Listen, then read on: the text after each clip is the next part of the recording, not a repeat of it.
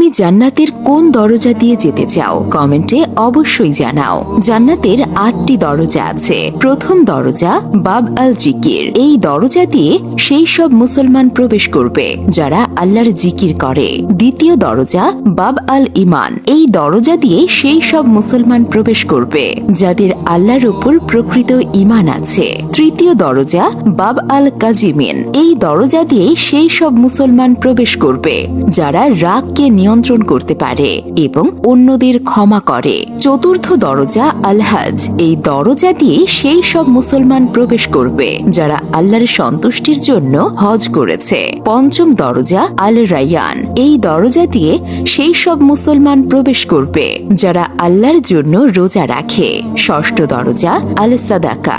এই দরজা দিয়ে সেই সব মুসলমান প্রবেশ করবে যারা আল্লাহ তাআলার সন্তুষ্টির জন্য দান খয়রাত করে। সপ্তম দরজা আল জিহাদ। এই দরজা দিয়ে সেই সব মুসলমান প্রবেশ করবে যারা আল্লাহর রাস্তায় জিহাদ করে। অষ্টম দরজা আল সালাত। এই দরজা দিয়ে সেই সব মুসলমান প্রবেশ করবে যারা নামাজের ব্যাপারে নিয়মিত ছিল।